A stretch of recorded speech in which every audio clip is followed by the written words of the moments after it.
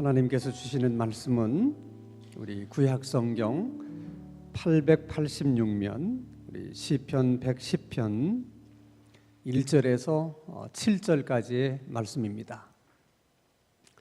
시편 110편 1절에서 7절까지의 말씀을 제가 한 절, 여러분이 한 절 함께 교독합니다.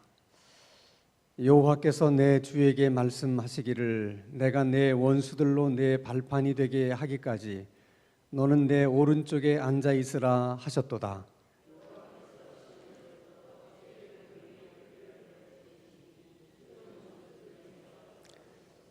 주의 권능의 날에 주의 백성이 거룩한 옷을 입고 즐거이 헌신하니 새벽 이슬 같은 주의 청년들이 주께 나오는도다.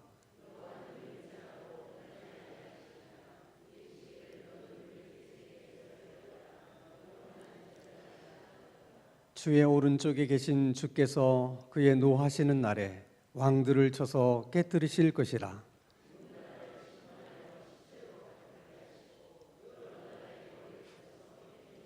우리 7절 다 함께 길가에 시냇물을 마심으로 그의 머리를 드시리로다. 아멘. 자, 시편 110편 말씀 위에 이렇게 보면 가로를 치고 다윗의 시라는 제목이 있어요. 제 성경만 그런지 여러분 성경도 그런지 한번 확인을 해보세요. 제일 우편에 보면 가로치고 다윗의 시 그렇게 돼 있습니까? 여러분의 성경도 좋은 성경입니다. 자, 이 시편 110편은 제목이 다윗의 시라고 하는 걸 보면 다윗이 지은 시가 분명해요. 근데 내용을 쭉 읽어보면 앞으로 오실 메시아, 그 메시아가 이 세상에 오셔서 이 땅을 다스리시고 통치하실 것이라고 하는 내용이에요. 근데 다윗은 예수님이 오시기 전에 1000년 전의 사람이거든요. 근데 지금 다윗은 1000년 이후에 있을 일을 지금 시로서 노래를 하고 있다는 거예요. 근데 그 내용을 보면 너무 구체적이에요. 메시아가 이 세상에 오시면 그분이 어떻게 세상을 다스리시고 통치하실 것인지를 너무나 구체적으로 1000년 후에나 있어질 일인데 그것을 그렇게 기록하고 있다는 것입니다. 그래서 우리는 이런 말씀을 보면서 디모데후서 3장 16절에 모든 성경은 하나님의 감동으로 되었다. 성령의 감동함으로 성경이 기록된 것이다 라고 하는 말씀을 시편 110편에서도 우리가 확인하게 된다는 거예요. 어떻게 다윗이 1000년 후에나 있을 일을 이렇게 구체적으로 예언할 수 있을까? 이것이 성령의 감동함으로 되지 않고서 이게 가능할 수 있는 일인가 하는 것을 우리가 다시 한번 확인을 해보게 됩니다. 흔히들 사람들은 성경책이 너무 어렵다고 얘기를 해요. 근데 사실이에요. 왜 성경책이 읽기가 어려운가? 가장 중요한 이유는 방금 말씀하신 것처럼 성경은 사람이 기록한 것이 아니고 성령으로 감동함을 입은 사람들이 기록한 것이기 때문에 읽는 사람도 성령으로 감동이 되어서 읽어야 성경이 쉽지, 성령의 감동함을 입지 않고 성경을 읽으면 어려울 수밖에 없는 거예요. 이것이 가장 성경책이 어려운 이유 중에 하나입니다. 그리고 또 다른 이유가 있다면 성경은 너무 오래전에 기록되어 있어요. 시대적으로 보면 너무나 오랜 시간이 걸려서 기록된 책이죠. 지리적으로도 문화적으로도 우리와는 너무 달라요. 그래서 또 이해하기가 어려워요. 또 한 가지 이유가 있어요. 그것은 우리는 지금 이해할 수 없는 관용어를 성경은 많이 인용을 해요. 자, 관용어라고 하는 것은 이런 겁니다. 우리가 이제 무슨 입사 시험에 떨어졌다든지 또 뭐 대입 시험에 떨어졌을 때 우리는 뭐라고 말해요? 미역국 먹었다 이렇게 얘기합니다. 자, 미역국을 먹었다는 거하고 입시에 떨어졌다고 하는 것은 내용적으로 보면 전혀 다른 얘기예요. 근데 우리는 미역국 먹었다고 하는 것을 시험에 떨어진 것으로 우리가 이해를 하고 우리는 그렇게 사용한다는 것이죠. 이게 관용어예요. 우리 사회에서는 다 그렇게 알고 있기 때문에 쉽게 이해가 되지만, 만약 제가 미국인 친구가 있어서 야, 오늘 나 미역국 먹었다, 그러면 그 의미를 이해하겠어요? 왜 먹었는데, 우리 무슨 날인데 미역국 먹었냐? 이렇게 묻지 않겠습니까? 근데 성경에 그런 관용어들이 많이 있다는 거예요. 그 당시 사람들은 다 아는 얘기예요. 그러나 우리는 모르는 얘기이기 때문에 이제 이해하기가 어려운 것이죠. 그런 건 하나씩 이제 설명을 해가면 또 다 이해가 돼요. 그래서 오늘 시편 110편에는 특별히 그런 관용어들이 많이 사용이 됐기 때문에 하나씩 설명을 하면서 오늘 본문 말씀을 우리가 함께 생각을 해보려고 합니다. 자, 1절 말씀을 한번 같이 읽겠습니다. 시작. 여호와께서 내 주에게 말씀하시기를. 자, 여기까지만 일단 읽고, 너무 급하세요. 자, 여호와께서, 하나님께서 내 주에게 할 때 나는 누굴 가리키는 거예요? 다윗을 가리키는 거예요. 지금 하나님께서, 다윗이 나의 주님에게 말씀하시기를. 그 주님은 앞으로 오실 메시아를 얘기하는 거예요. 그러니까 하나님께서 앞으로 미래에 오실 나의 주님 메시아에 대해서 말씀하시기를, 여기서 내가 누구예요? 하나님이에요. 하나님이 네 원수들로, 누구의 원수들로? 메시아의 원수들로 내 발판이 되게 하기까지 너는 내 오른쪽에 앉아있으라 하셨도다. 그래서 우리가 잘 사용하지 않는 말이 세 가지가 나와요. 관용어가 발판이라는 말과, 그 다음에 오른쪽이라고 하는 말과, 그 다음에 앉아있으라 하는 얘기예요. 자, 우선 발판이라고 하는 것은 고대의 왕들은 왕의 위엄을 과시하기 위해서 할 수 있으면 높은 자리에 앉았어요. 그래야 내려다볼 수 있잖아요.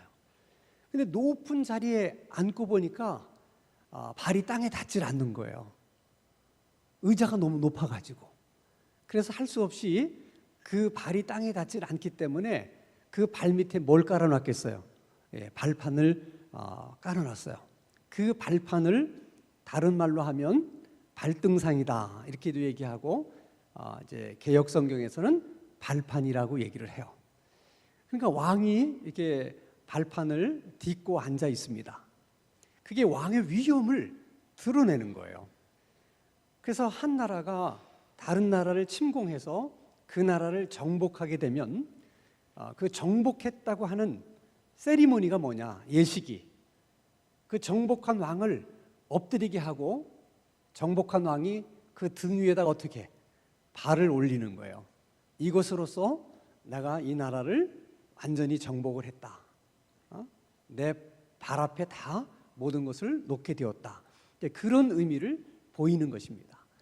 그러니까 벌써 내 발판이 되게 했다는 것은 뭐예요? 완전히 정복하게 하셨다. 그런 의미다. 그런 얘기죠. 자, 그렇게 할 때까지 너는, 여기서는 너는 누구예요? 메시아를 말씀하는 것이죠. 너는 내 오른편, 하나님의 오른편에 앉아 있으라. 항상 성경에서 오른편은 힘을 상징해요. 그러니까 여러분 왼팔 쓰시는 분 말고 일반적으로는 오른팔하고 왼팔하면 어떤 팔이 더 힘이 있습니까? 오른팔이 힘이 있어요. 그래서 항상 오른쪽은 힘을 상징하는 거예요. 그러니까 왕이 있을 때 왕의 좌편과 우편이 있으면 어느 쪽이 더 힘이 있는 자리예요? 우편이 더 힘이 있는 자리야. 그렇게 얘기를 하는 것입니다. 자, 앉아 있으라고 하는 의미는 뭐냐? 앉아 있으라. 여러분 옛날 이제 그 성막을 보면 성막 안에 이제 제사장들이 그 안에서 하나님 앞에 제사도 드리고 또 성소에 들어가서는 진설병도 이렇게 진열하고 또 갈아주고 향단에 불을 지피고 이렇게 촛대에다가도 기름을 제공하고 계속 그런 일들을 하거든요. 근데 성막 안에는 의자가 없어요. 의자가 없다고 하는 것은 제사장이 사역을 하는 동안 앉아 있을 수가 없어요. 그 왜 하나님이 그렇게 하셨느냐? 하나님 앞에 속죄의 제사는 다시 말하면 24시간 계속 드려져야 되는 거예요. 하나님 앞에 피워지는 향불도 24시간 계속 드려져야 되는 거예요. 그러니까 제사장이 쉴 수 있다 없다? 없어요. 그것을 상징화시키기 위해서 성막 안에는 의자가 없었어요. 그러니까 계속 제사장은 서서 일을 해야 돼요. 자, 그런데 예수님도 이 세상의 제사장으로 오셨죠. 그래서 우리들을 다 이제 구속하는 사업을 하세요. 근데 예수님께서 이제 십자가에 못 박혀 죽으시고 사흘 만에 부활하심으로 모든 구속 사업을 끝내셨어요. 그러니까 이제 그분은 더 이상 할 일이 있다 없다? 없어요. 그래서 앉아 계시는 거예요. 그런 의미가 있는 거예요. 그러니까 하나님의 우편에 앉아 계신다 하는 것은 이제 예수님께서 구속 사업을 다 끝내셨기 때문에 더 이상 구속 사업을 위해서는 할 일이 없기 때문에 예수님이 하나님의 우편에 앉아 계시는 것입니다. 그래서 우리가 사도신경을 암송할 때도 항상 그렇게 암송하잖아요. 그렇죠? 하나님의 우편에 앉아 계시다가 거기로부터 사한 자와 죽은 자를 심판하러 오십니다. 그렇게 얘기하잖아요. 그러니까 그 오른편이라고 하는 것은 그런 의미지 진짜 뭐 예수님이 하나님의 우편에 앉아 계신 것이 아닙니다. 어떤 사람은 앉아 계신다 그러니까 무슨 의자에 앉아 계실까? 그게 또 궁금하신 분이 계셔. 그런 의미가 아닙니다. 그것은 모든 구속 사역을 완성하셨다 하는 그런 의미입니다. 그래서 지금 하나님께서 다윗을 통해서 메시아에 대한 예언을 해요. 그러니까 이제 메시아가 이 땅에 오셔서 이제 구속 사업을 끝냄과 동시에 사탄의 세력을 결박을 해죠. 1차적으로. 그러다 다시 그 예수님이 오시게 되면 세상의 종말에 이제 아주 완전하게 마귀의 권세를 이제 멸망을 시킵니다. 그러니까 지금 하나님은 두 가지 이중적인 의미로 말씀을 하시는데 메시아에게 처음은 메시아가 이 땅에 오셔서 구속 사업을 완성시킴으로 인해서 사단의 권세를 묶고, 그 다음에 두 번째는 하나님 우편에 앉아 계시다가 세상 마지막 날에 이제 예수님이 이 땅에 오셔서 모든 사탄의 세력을 이제 부셔버리고 이 세상을 통치하시는 그런 날을 생각하시면서 얘기를 하는 겁니다. 중요한 것은 예수님께서 다윗이 예언한 대로 1000년 후에 이 땅에 오셨잖아요. 근데 그 예수님이 다윗이 지금 성령의 감동으로 메시아에 대한 것을 예언하고 있는데 그것을 예수님이 그대로 인용하신다는 거예요. 자, 마태복음 22장 41절부터 쭉 읽어보겠습니다. 시작. 바리새인들이 모였을 때에 예수께서 그들에게 물으시되 너희는 그리스도에 대하여 어떻게 생각하느냐? 누구의 자손이냐? 대답하라. 다윗의 자손입니다. 43절입니다. 이르시되 그러면 다윗이 성령에 감동되어 어찌 그리스도를 주라 칭하여 말하되 주께서 내 주께 이르시되 내가 내 원수들 내 발 아래에 둘 때까지 내 우편에 앉아 있으리라 하셨도다 하였느냐. 그게 지금 시편 110편 1절을 인용하신 것이죠. 그러면서 뭐라고 말씀하세요? 다윗이 성령의 감동을 받아서 내 주여라고 이야기를 했는데 그 주가 예수님 자신이라는 거예요. 그러니까 예수님은 예언하신 대로 오신 다음에 그 다윗의 예언이 바로 나를 두고 한 말이다. 이렇게 직접 말씀하심으로 정말 성령의 감동을 받아서 다윗이 저렇게 예언했구나 하는 것을 예수님이 다시 한번 어떻게 증명해 보이셨다는 거죠. 그런 의미에서 시편 110편이 굉장히 중요한 말씀이세요. 자, 2절로 넘어갑니다. 자, 같이 읽습니다. 시작. 여호와께서 시온에서부터 주의 권능의 규를 내보내시리니 주는 원수들 중에서 다스리소서. 자, 시온이라는 말과 규라고 하는 말, 두 가지가 관용어예요. 시온이라고 하는 것은 예루살렘을 가리키는 것입니다. 근데 그 예루살렘에 하나님의 성전이 있었어요. 그래서 항상 시온은 하나님의 성전을 상징해요. 하나님의 성전이라고 하는 것은 하나님이 계신 것을 말합니다. 그래서 때로는 시온 그러면 하나님의 보좌를 상징하기도 해요. 자, 여호와께서 하나님의 보좌로부터 주의 권능의 규, 이 규라고 하는 것은 옛날 성경에는 홀이라고 번역이 되어 있는데 이것은 지휘관들이 갖고 다니는 지휘봉을 말하는 거예요. 그러니까 왕이 이 홀을 갖고 있는데 이 홀을 누구에게 내민다고 하는 것은 여러 의미가 있어요. 잘못한 사람을 사면할 때도 이 홀을 내밀기도 하지만은 지휘관에게 지휘권을 이제 위임해 줄 때도 이렇게 홀을 내밀어요. 예를 들면 삼국지를 보면 이제 왕이 이제 너는 군사 10만을 데리고 나가서 적과 싸우라.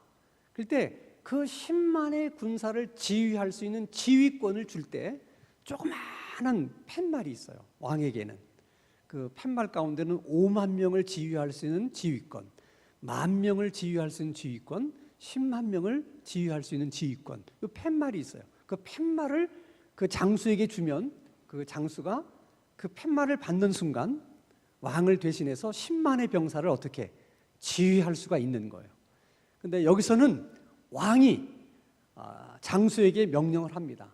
너는 10만의 군사를 데리고 나가서 적을 맞으라 하면서 자기가 가지고 있는 그 지휘봉을, 홀을 그 장수에게 내밀면 그것으로서 왕이 자기에게 10만의 병사를 지휘할 수 있는 권한을 주신 거라는 거예요. 자, 그런 의미를 담고 있는 거죠. 2절 다시 한번 보여주세요. 자, 여호와께서 시온에서부터 주의 권능의 규를 내보내시리니 주는, 여기서 주는 누구를 말하는 거예요? 메시아를 말하는 거죠. 원수들 중에서 어떻게 다스리소서. 그러니까 모든 원수들을 다스릴 수 있는 권한을 하나님이 메시아인 예수 그리스도에게 주셨다. 그런 의미입니다. 2절이. 자, 3절로 갑니다. 같이 한번 읽습니다. 시작. 주의 권능의 날에 주의 백성이 거룩한 옷을 입고 즐거이 헌신하니 새벽 이슬 같은 주의 청년들이 주께 나오는도다. 여기도 많은 관용어가 있어요. 자, 주의 권능의 날, 이거는 세상의 종말의 때를 말하는 것입니다. 세상의 마지막 때에 있을 일을 말하는 거죠. 자, 주의 권능의 날에 주의 백성이 거룩한 옷을 입는다.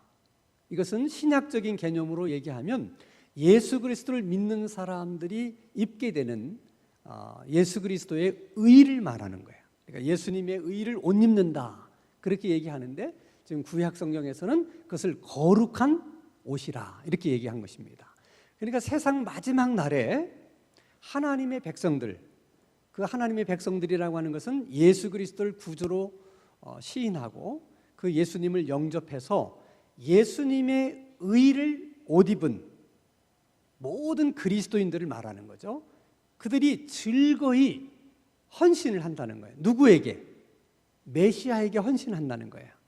마지막 이 세상을 다스리고 통치하실 그 메시아에게, 그 메시아로 인해서 구원받은 모든 하나님의 백성들이 헌신을 한다. 여기서 말하는 헌신이라는 것은 뭐냐면 그분의 다스림을 자발적으로 즐겁게 기쁨으로 다 받아들인다는 거예요.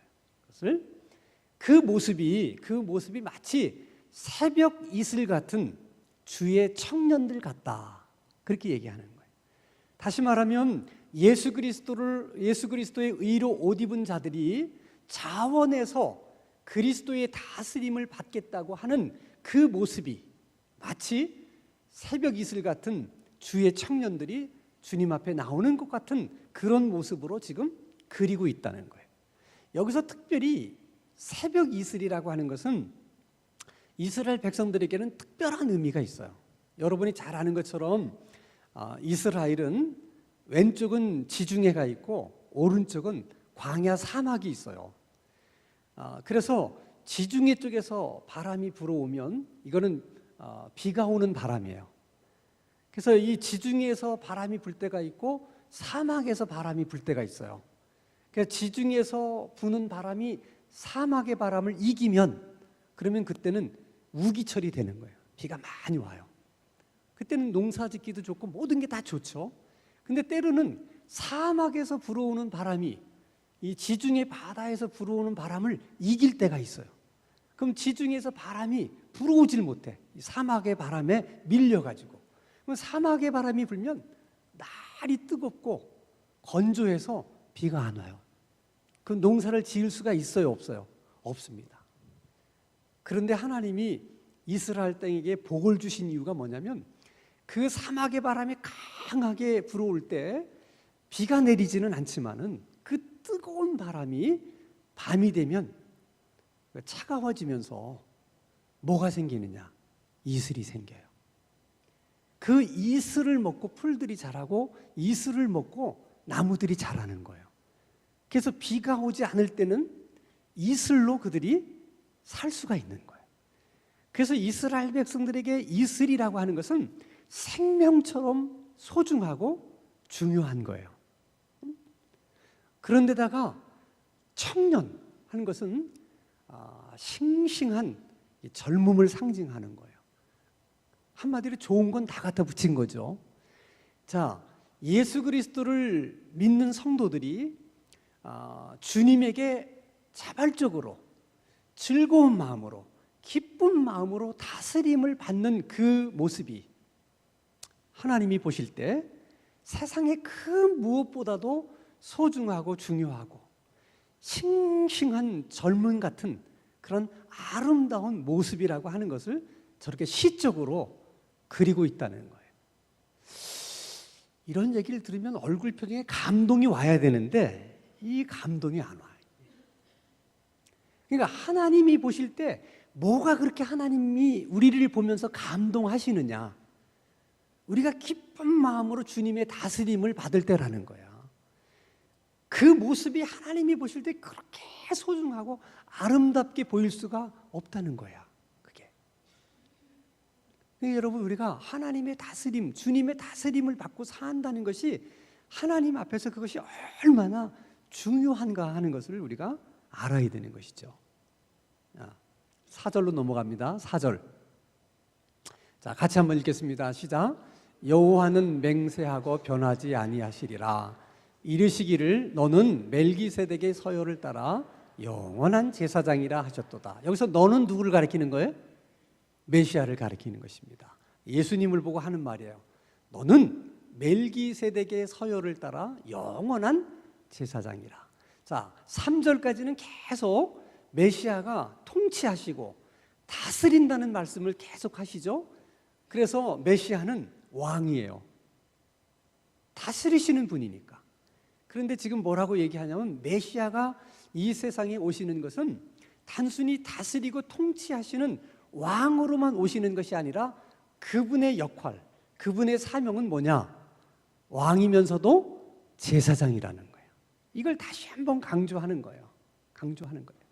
제사장이다. 근데 그 제사장은 구약 성경에 아론이 제사장이죠. 그리고 아론의 가문이 제사장이에요. 그 자손이 제사장이에요. 그래서 모든 제사장들은 다 아론의 계열입니다.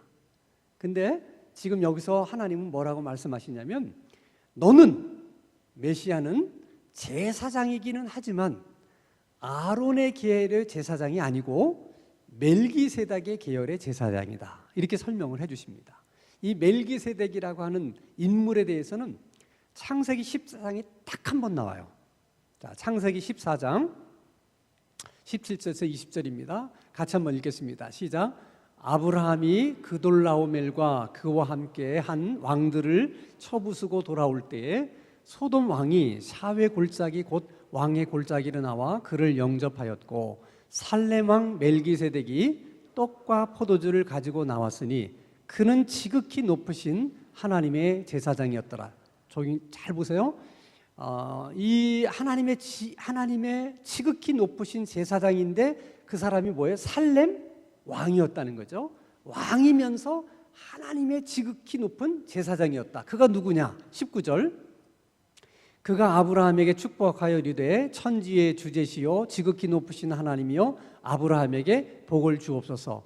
너희 대적을 내 손에 붙이신 지극히 높으신 하나님을 찬송할지도다 하매 아브라함이 그 얻은 것에서 10분의 1을 누구에게? 멜기세덱에게 주었더라. 그러니까 살렘 왕이면서 지극히 높으신 하나님의 제사장은 누구를 가리키는 거예요? 멜기세덱을 가리키는 거예요. 근데 여기에 딱 한 번만 나와요, 멜기세덱이. 그래서 도대체 멜기세덱이 누구냐에 대한 논란이 너무 많아. 천상의 인물이다. 아마 무슨 미카엘이라든지 가브리엘이라든지 그런 천사들 가운데 어떤 천사장이 아닐까, 뭐 이렇게 설명하시는 분도 있고, 뭐 여러 가지로 설명하는데 말 그대로 살렘 왕이라는 건 예루살렘의 왕을 말하는 것이거든요. 그 당시 실존했던 인물일 수도 있는데, 근데 그 사람의 나이가 몇 살인지, 그 사람이 부모가 누군지, 도대체 그분이 어디서 태어나서 어디서 죽었는지 아는 게 아무것도 없어요. 그래서 꼭 하나님의 아들이신 예수님하고 너무 흡사하다는 거야. 그래서 하나님은 예수님이 제사장으로 이 땅에 오시기는 했지만은 사람들이 아론의 계열의 제사장, 아론의 후손인 것처럼 오해를 할까봐 이 창세기의 멜기세덱을 출현시키셔서 예수님은 그런 것이 아니라 멜기세덱의 반차를 쫓아서 된 제사장이다, 그렇게 설명하는데 멜기세덱이 누구냐? 아무도 모른다. 시작도 끝도 없는 분이에요. 그래서 마치 이 땅에 제사장으로 오실, 그리고 왕으로 오실 예수님과 너무 흡사하기 때문에 그 멜기세덱은 예수님의 그림자요, 예수님을 예표하는 인물이다. 이제 그렇게만 우리가 이해를 하게 되는 것입니다. 자, 그 다음 구절 한번 보겠습니다. 자, 5절 6절 봅니다. 시작. 주의 오른쪽에 계신 주께서 그의 노하시는 날에, 자, 여기서 노하시는 날이 언제냐? 세상 마지막 때, 종말입니다. 그날 왕들을 쳐서 어떻게? 깨트리실 것이다. 문나라를 심판하여 시체로 가득하게 하시고 여러 나라의 머리를 쳐서 깨트리신다. 계속 여기서 깨트리신다는 말을 많이 해요. 그 깨트리신다는 말이 종말에 있을 일인데, 이걸 요한계시록에서는 이렇게 설명합니다. 요한계시록 2장 같이 읽습니다. 시작. 이기는 자와 끝까지 내 일을 지키는 그에게 만국을 다스리는 권세를 주리니 그가 철장을 가지고 그들을 다스려 질그릇 깨트린 것과 같이 하리라. 나도 내 아버지께 받은 것이 그러하니라. 그러니까 이제 요한계시록에서는 좀 더 자세히 설명을 하는 거죠. 깨트리시는데 어떻게 깨트리신다고요? 철장을 가지고 질그릇을 깨트리는 것처럼 깨트리시겠다. 그러니까 이건 쇠몽둥이를 가지고 질그릇을 깨트리는 건 일도 아니죠. 그렇게 모든 원수들을, 예수 그리스도의 다스림을 거부한 모든 악한 세력들을 마지막 날에 그렇게 하겠다. 이걸 흔히 말해서 철장 권세라 이렇게 합니다. 그러니까 하나님께서 메시아에게 주신 권세가 이 철장 권세라는 거죠. 이걸 가지고 마귀의 세력들을 다 때려 부신다는 것입니다. 자, 그리고 오늘 마지막 절 7절을 보겠습니다. 같이 읽습니다. 시작. 길가에 쉬는 물을 마심으로 그의 머리를 드시리로다. 이 머리를 든다는 것도 관용어예요. 자, 길가에 쉬는 물을 마신다. 여러분, 뭐 전쟁을 하는 군인이든 무슨 일을 하든 뭐 일꾼이든 열심히 일을 하다 보면 목이 마르고, 목이 마르면 힘이 빠지고 다 정신도 혼미해지는데, 그때 시원한 시냇물을 마시면 어떻게 됩니까? 다시 힘을 얻죠.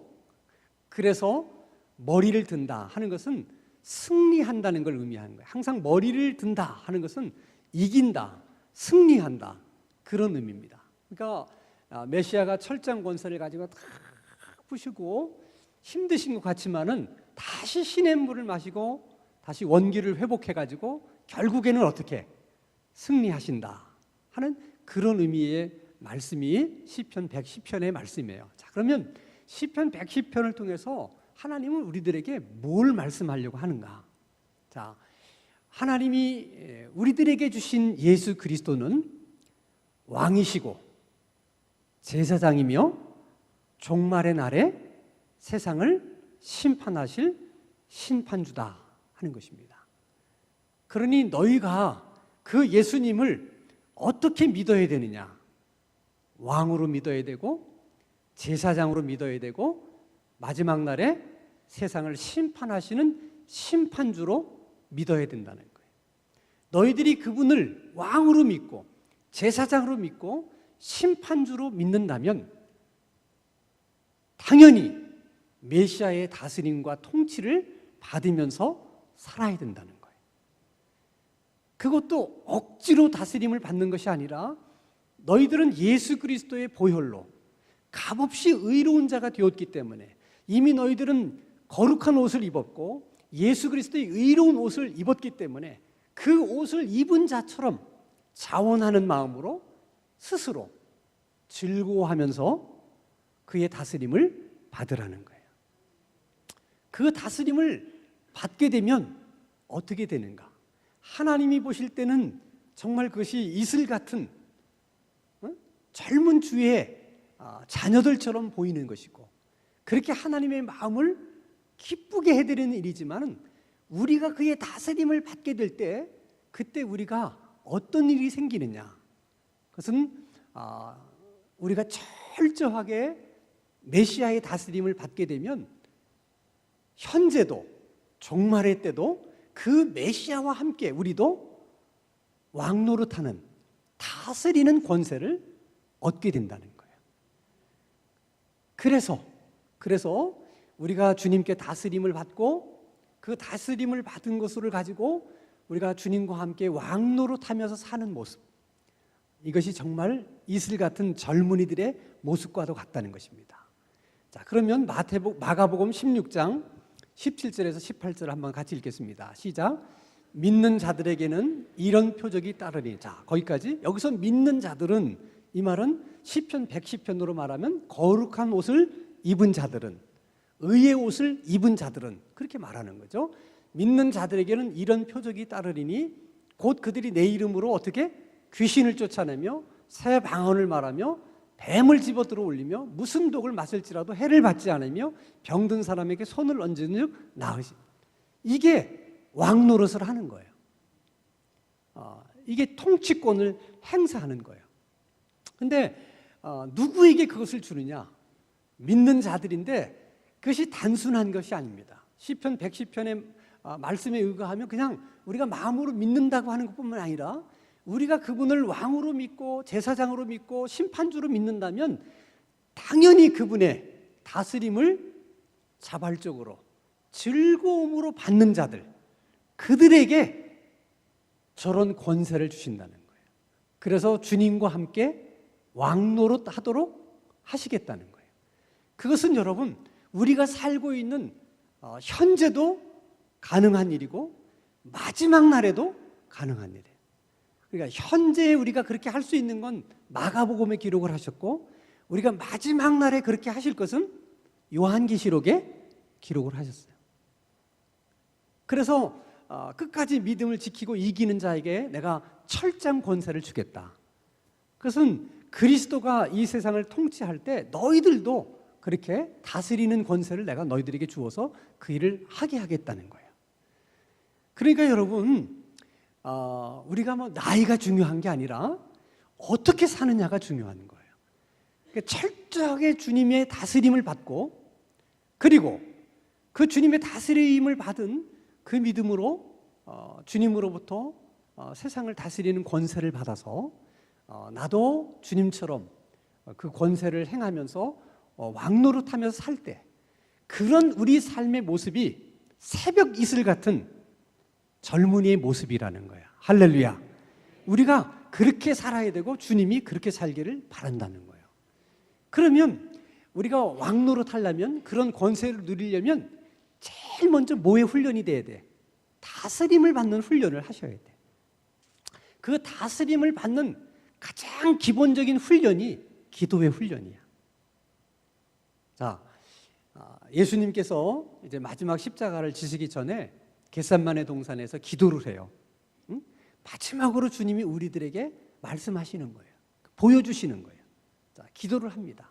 그 기도를 할 때 뭐라고 기도를 했어요? 예수님이 십자가를 좀 지나가게 해달라. 그러나 어떻게? 내 뜻대로 하지 마시고 어떻게? 아버지의 뜻대로 하게 해달라. 그러니까 아버지의 뜻대로 하게 해달라는 것은 내가 아버지의 뜻에 따르겠다.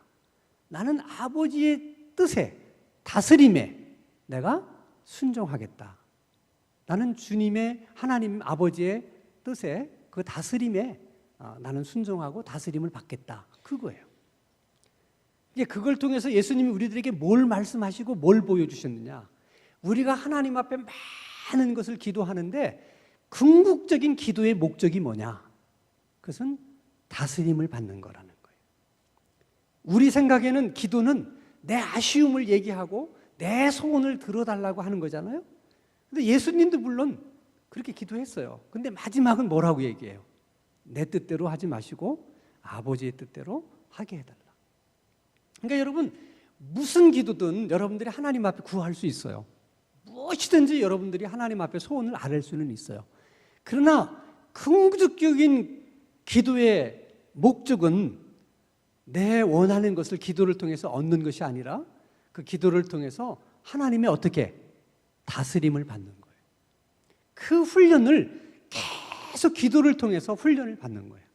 그래서 그 훈련을 통해서 여러분들이 훈련이 되면 주님의 권세를 여러분도 가지고 주님처럼 그렇게 왕노로 탈 수 있는 그런 정말 새벽 이슬 같은 젊은이가 될 수 있고 새벽 이슬 같은 젊은이의 삶을 살아갈 수가 있다는 거예요. 할렐루야. 나이가 중요한 게 아니에요. 어떻게 사느냐가 중요한 거예요.